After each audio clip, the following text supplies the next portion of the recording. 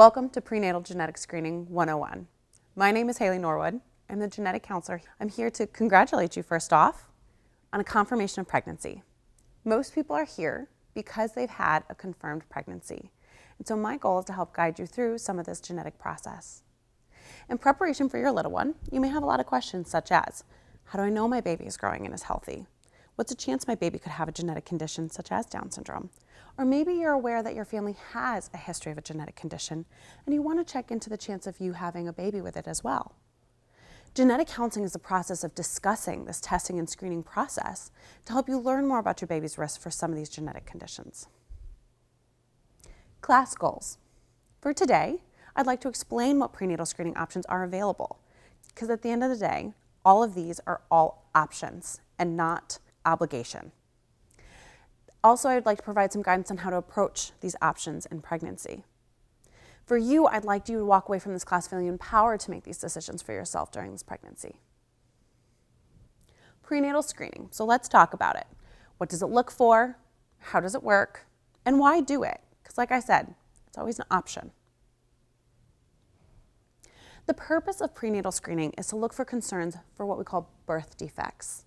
Birth defects are when the baby is not forming in a way that we would expect, causing them to have some changes, such as a club foot, spina bifida, or possibly cleft lip or cleft palate. We're able to look for these kinds of birth defects in several different ways. Many people are most familiar with ultrasound.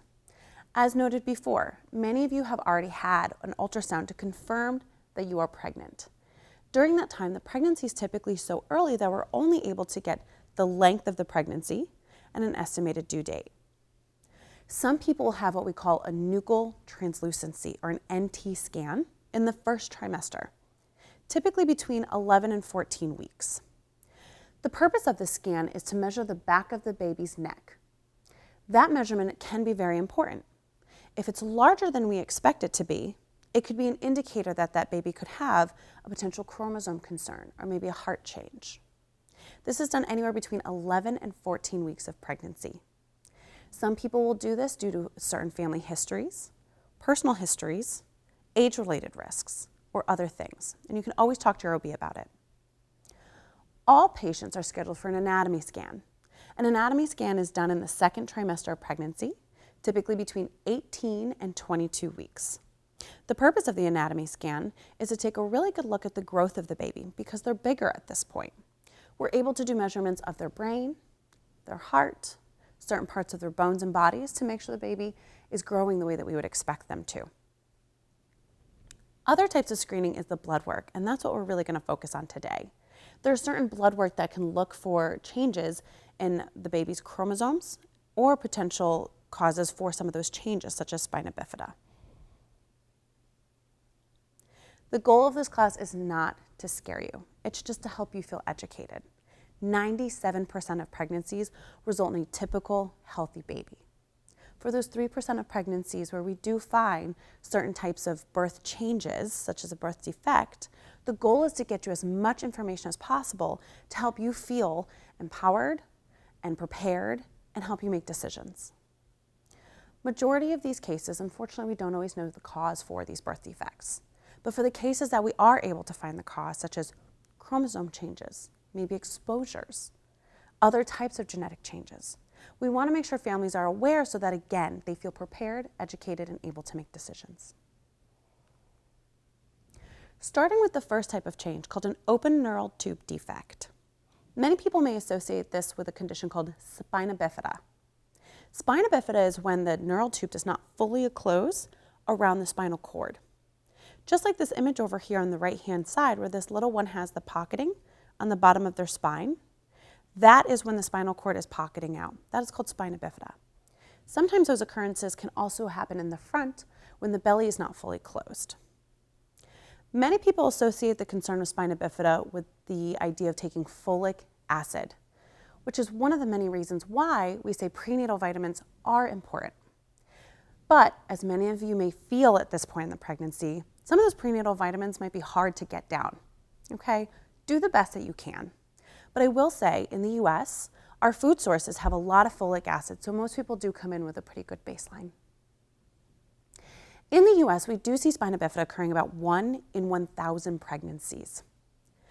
Ultrasound is very good at picking up these cases of spina bifida or open neural tube defects in the second trimester. Typically between 20 and 22 weeks, over 90% of these cases are found.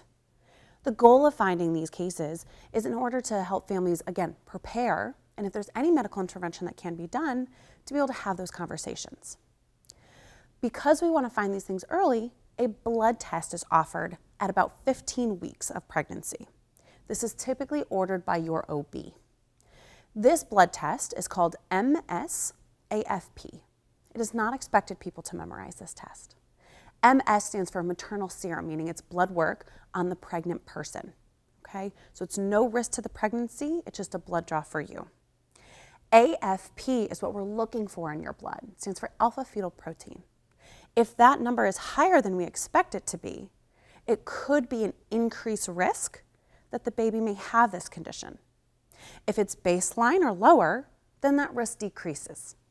The overall goal of this AFP is to look for an increase or decreased risk for these open neural tube defects or spina bifida. Let's talk chromosome changes. When we're talking about our chromosomes, we're talking about the genetic code that gives our bodies instructions how to form and function. Everyone's expected to have 46 chromosomes in total, and all of them come in pairs because we get one from mom and one from dad. I like to use the analogy of thinking about these chromosomes like 46 books on a shelf. These books are our body's instruction manuals to tell us who we are and how to function. Human beings are very sensitive. We have to have exactly 46 books. Any extra or any missing can cause major medical concerns. Some of these screenings are able to look to make sure if there's an increase or decreased risk for these books to be on that shelf or to have those extra missing chromosomes.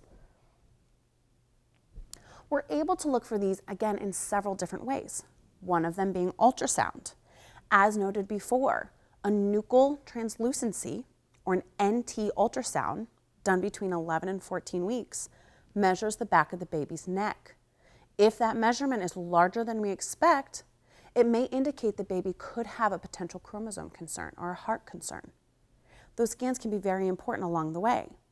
There's also indications such as the way the baby's brain is forming, their heart, their hands. And so going for those ultrasound appointments are always important.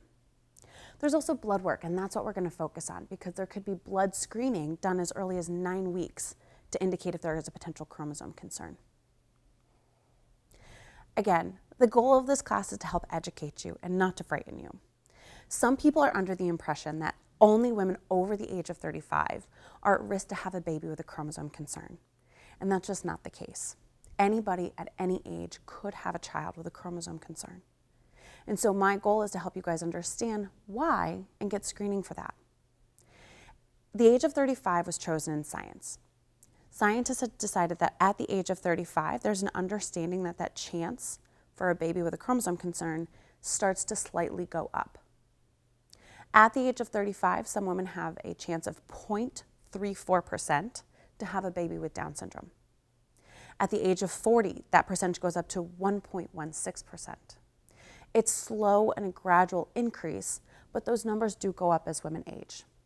The reason that is because women are born with all of their eggs. As we age, our eggs age with us. It's kind of like the things that used to be easy when you're in your teens and your 20s. They get a little bit harder in your 30s and 40s. Same thing with your eggs. And so that's why those numbers start to slowly increase as women start to get into their 40s. The chromosome conditions that we typically look at for screening are these major ones here. The one that most people are familiar with is Down syndrome. Down syndrome is caused by having an extra chromosome 21. As noted before, all people are expected to have pairs of chromosomes, 2, because we get one from mom and one from dad. When someone has Down syndrome, they have an extra chromosome 21. In science, we call this trisomy 21. Like anything else in the English language, tricycle, tripod, it means 3. So someone who has Down syndrome has 3 chromosome 21s. Other common conditions that can make it to birth is having an extra chromosome 13 and an extra chromosome 18. Many people are not familiar with these conditions because unfortunately they are more severe and babies don't live very long with these. The picture over on the right-hand side with the little squiggly lines, those are our chromosomes. Those are our books on a shelf that gives our bodies instructions how to form and function. If you look at the image, 1 through 20, there's 2, as mentioned, because all of them come in a pair. That last one is circled as 21 because there is 3 copies. This person has Down syndrome. If you continue looking over to the right, you'll see X and Y. Those are our sex chromosomes. Females are expected to be XX, males are expected to be XY. Sometimes there can be conditions where there are extra X's or missing X's or extra Y's and missing Y's. And so there's screening that can look for not only these conditions for an extra chromosome 13, 18, and 21, but also for the changes in these sex chromosomes. This screening goes by a lot of different names. In science, we call it cell-free DNA. A lot of people know it as non-invasive prenatal screening, or NIPT. Some people know this as the gender test. This is a screening that can be offered to pregnant people as early as 9 weeks and 2 days. This is a screening that's looking at mom's blood to see if there is an increased risk for any of these chromosome conditions. We're able to do this because, fun fact, baby's DNA is going through your bloodstream right now. So there's little bits of your baby's DNA all through your bloodstream right now. So what we're able to do is take a blood draw from you. There's no risk to the pregnancy because it's just a blood draw. And what we're doing is we're measuring your DNA compared to baby's. It's assumed that you don't have these extra chromosomes. It's assumed you have 2 chromosome 21, 2 18, 2 13, and 2 X's being biologically female in order to carry a pregnancy. So what we're doing is we're taking mom's DNA, 2 to 2, and using it as a ratio to compare it to baby's, 2 to 2.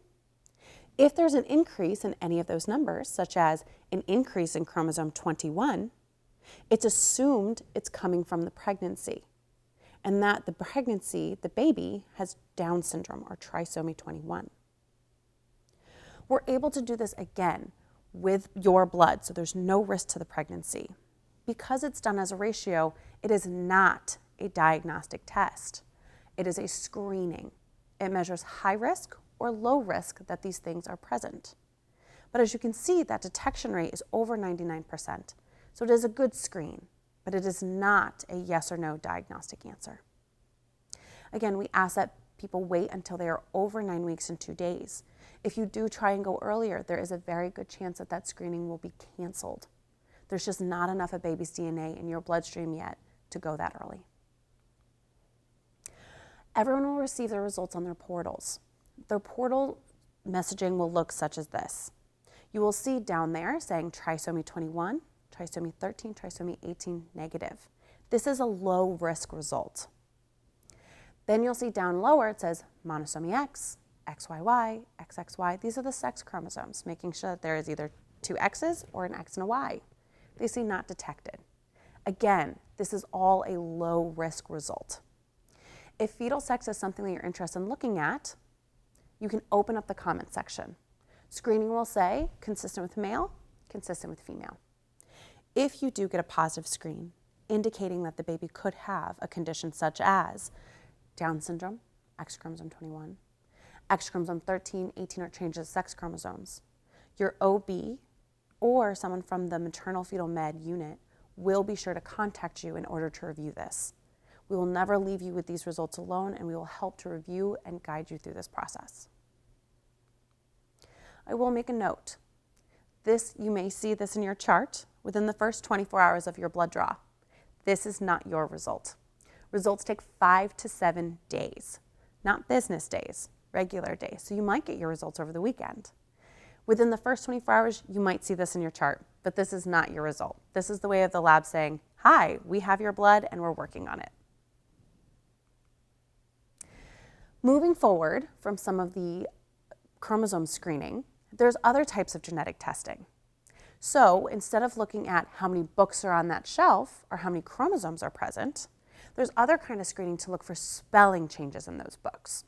So looking at the book over on the right, the car is red. You change that R to a Z, it doesn't work anymore. That's not really a word.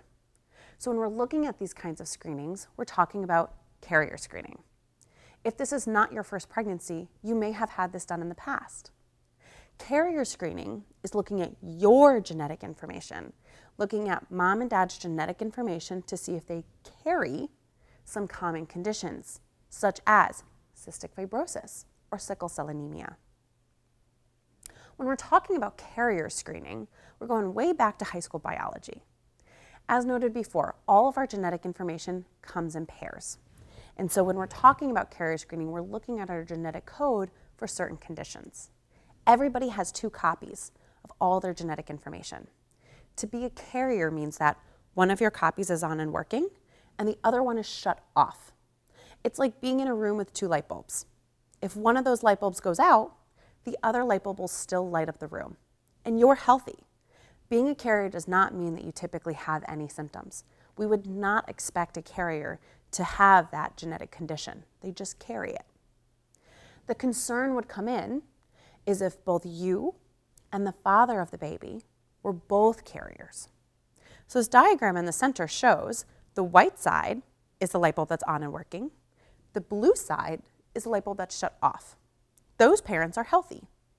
So when both parents are carriers, there's a 25% chance or a 1 in 4 chance that both parents pass down their non-working light bulbs, and that baby's left in the dark. If the baby has no working copies, that's when they can have a genetic condition. Screening is offered ahead of time to make sure that parents can understand their carrier status to see the risk for some of these conditions. And there's a lot of different levels of these carrier screenings, and that's what we're going to review today so that you can make that decision. A common one that people will do is called baseline screening. This baseline screening includes genetic screening for about 5 different genetic conditions, one of them being cystic fibrosis, a lung and GI condition. Another condition is called spinal muscular atrophy. It's a condition that causes the wasting away of muscle. There's also different genetic conditions such as sickle cell anemia, and 2 other conditions within that same family or under that same umbrella. The reason why these are considered baseline screening is because if you look at these numbers, it's not uncommon for people to be a carrier. I will say most people are carriers for anywhere from 1 to 5 different genetic conditions. These are just some of the most common. So it's typically recommended as a baseline screen to have this type of carrier screening. Another level of carrier screening is typically recommended for people of Ashkenazi Jewish descent. There's a group of conditions that are more commonly seen in the Ashkenazi Jewish ancestry. So this is not about the holidays that you celebrate in December, but more about your actual heritage. These conditions can be more common also in the French Canadian and Cajun ancestry. So if you or your partner are of any of these ethnicities, this may be a good baseline for you to start at. I will say that this particular type of panel builds on that last one. So it includes that cystic fibrosis, that lung condition, and the spinal muscular atrophy, that muscular condition, as well as 12 others. The next level of screening is a bit of a jump. This next level of screening looks at 110 different genetic conditions. The reason that is because this is called pan-ethnic screening.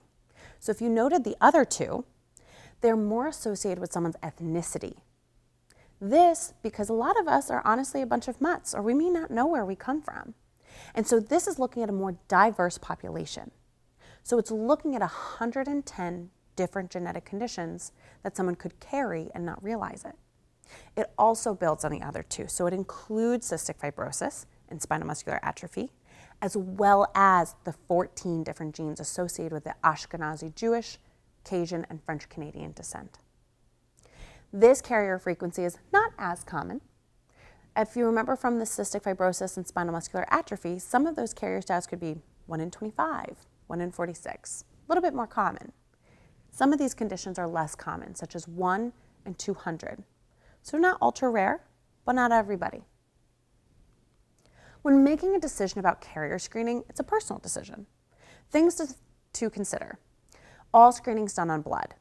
No carrier screening will put your baby at risk. It's just a blood draw on you. If you are found as the pregnant person to be a carrier, then we may request your partner to get carrier screening, Because if you're not a carrier, if you have 2 working light bulbs, then the chance of having a baby with that condition is significantly reduced. But if you are a carrier, 1 light bulb on, 1 light bulb off, then we want to see if your partner is a carrier and see if there's a chance your baby could have these conditions. Again, if this is not your first pregnancy, you may have had this done before. Or if this is an IVF pregnancy, they may have done this before. This is the kind of screening where it only has to be done once in a lifetime. It's your genetic information we're looking at, and that should not change. When deciding which carrier screening to do, again, it's a personal decision. Some people are information seekers, and they want as much information as possible because that will help them calm them. So the 110 panel may be the best option for them. Other people may look at that 110 and may feel a little overwhelmed and may feel like that's not how much information they feel like they want. And so they may choose to do the baseline screening. The goal of this carrier screening is to help provide you with as much information to make you feel confident and comfortable in this pregnancy. Pregnancy can come with a lot of anxieties, and our goal is not to overwhelm you. It's just to give you whatever information you feel that you need to feel confident and comfortable moving forward. Now we're going to take a step and talk about diagnostic testing. Diagnostic testing is a way to get a yes or no answer if a baby has a genetic condition or not.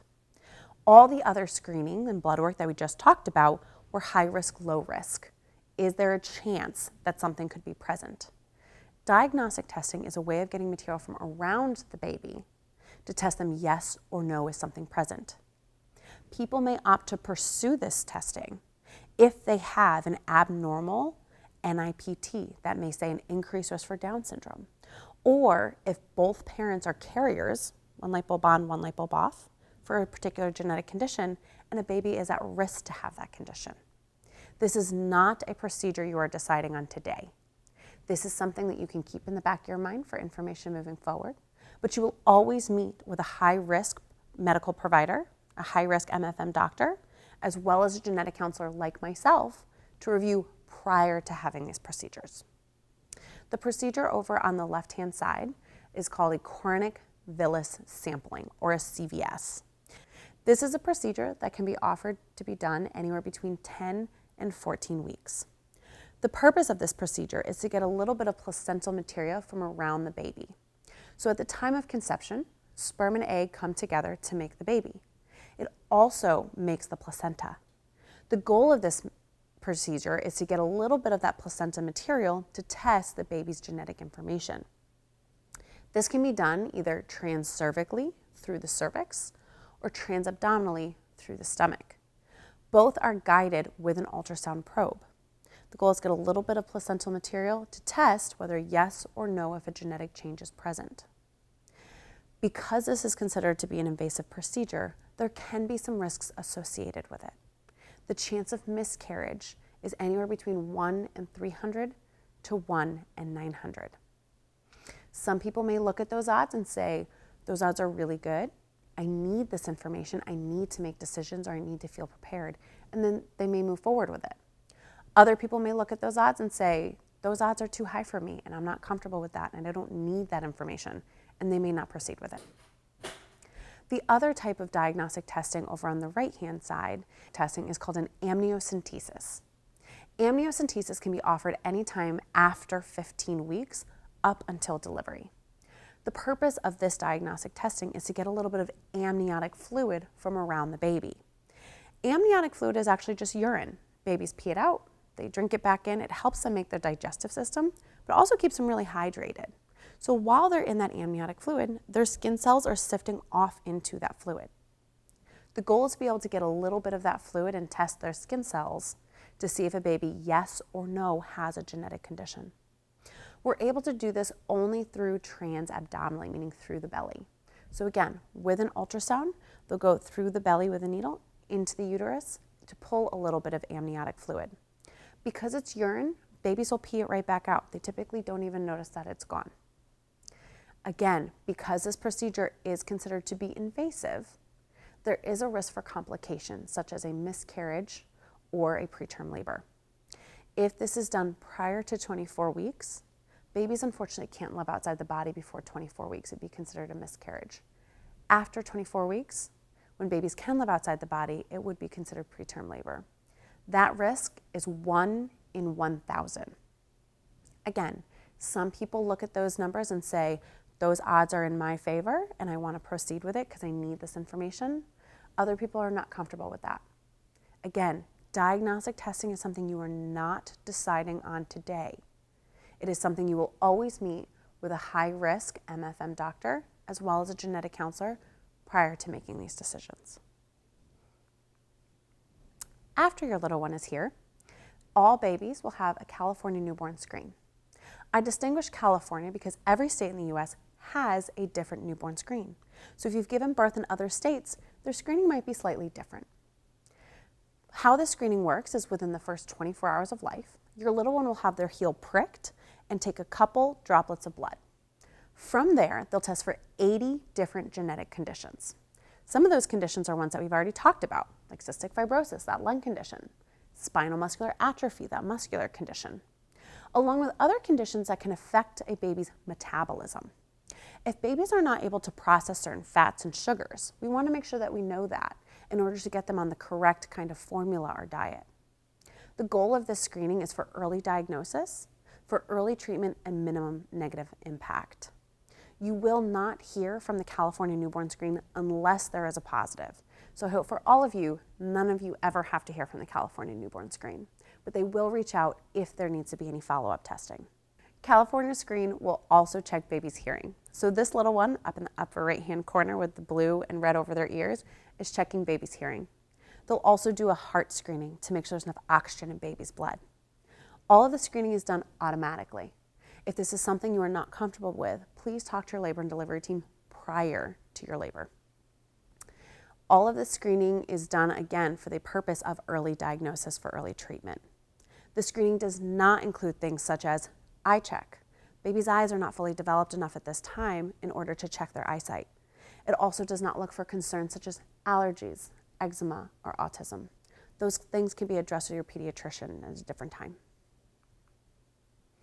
So why consider prenatal screening? Screening modifies how we think about the health risks for our baby. How would you feel about learning more about birth defects or possible genetic conditions? Is it going to help you feel more or less anxious about the pregnancy to have this information? Again, the goal of this is to help you feel as comfortable as possible moving forward.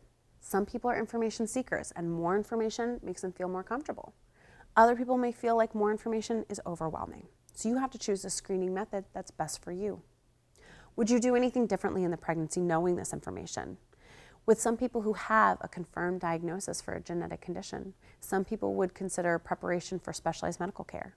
Some people would consider termination of the pregnancy. The goal of all of this screening is just to help you feel as prepared as possible for this pregnancy and for this baby. It's not to persuade you in any way, shape, or form to do any kind of testing or screening that you're uncomfortable with. All screening is voluntary. No one's going to require you to do any of these options. So how to choose this testing? One is timing. Some of these screenings have very specific timings, and your OB and the team will help guide you through that. Is there a risk to the pregnancy, or is it just a blood draw on you? Accuracy of the method. Is it a risk assessment, high risk, low risk? Is it diagnostic? Is there a chance for false positives? Again, things that we will help guide you through. Is it testing looking for what you want to know? Do you have that level of concern or not? And then how would you feel about follow-up testing?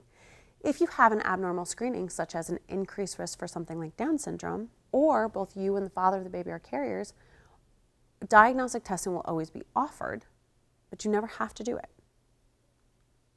So this is a helpful little chart about some of the screening that we talked about today. AFP is the screening for conditions like spina bifida. It is done after 15 weeks of pregnancy, ordered by your OB. It does not increase the risk to the pregnancy because it's a blood draw on you, but it's not diagnostic. It's a high risk, low risk. Is there a chance for those open neural tube defects or spina bifida? Cell-free DNA, otherwise known as NIPT, otherwise known as the gender test, can be done anytime after 9 weeks and 2 days. There's no increased risk to the pregnancy because it's just a blood draw on you. But again, it's not diagnostic. It's a high risk, low risk if there is a chance the baby could have an extra chromosome 13, extra chromosome 18, extra chromosome 21, or changes in the sex chromosomes. This is a screening that's offered for every individual pregnancy because it's the information for each individual baby. At the end of this class, you'll be deciding yes or no on the screening. The next one is carrier screening. Carrier screening can be done at any time. As noted before, some people may have had it in the past, whether it's through prior pregnancies or IVF. It is not going to cause an increased risk for the pregnancy because it's a blood draw on you. But again, it's not diagnostic, it's a risk assessment. Are you a carrier for a condition? Is there a chance the baby could have it? At the end of this class, you will also be making the decision on carrier screening and which one is best for you and your family. The diagnostic testing is not something you are deciding on today, but it's information for you to have for the future. Chorionic villus sampling and amniocentesis both have very specific timeframes. CVS can be done at 10 weeks to 14 weeks. Amniocentesis can be done anytime after 15 weeks to delivery. Both of them have an increased risk for complications because it's invasive, but they both are diagnostic. All the other screenings are high risk, low risk. CVS and amniocentesis are yeses and nos. Again, you will meet with a maternal fetal med specialist and likely a genetic counselor prior to making these decisions. Frequently asked questions that we get in the clinic. Can I do cell-free DNA or NIPT if I'm expecting twins? Yes, you can do the NIPT if you are expecting twins, triplets. Just let your provider know ahead of time because it is something that we do have to provide additional information. What if I had carrier screening in the past? Do I need to do it again? No.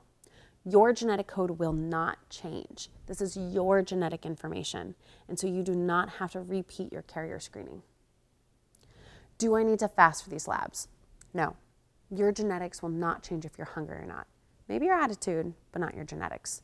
So, not a problem if you're not fasting. How long until I get my results? For your cell-free DNA, otherwise known as NIPT, it's 5 to 7 days, not business days, just regular days. So these results may come over the weekend. For carrier screening, it can take a little bit longer. These can take anywhere from like 2 to 6 weeks. Again, your provider will be able to review all of these results with you. I want to say thank you for attending this class and congratulations. Our team wishes you the best of luck with the rest of your pregnancy.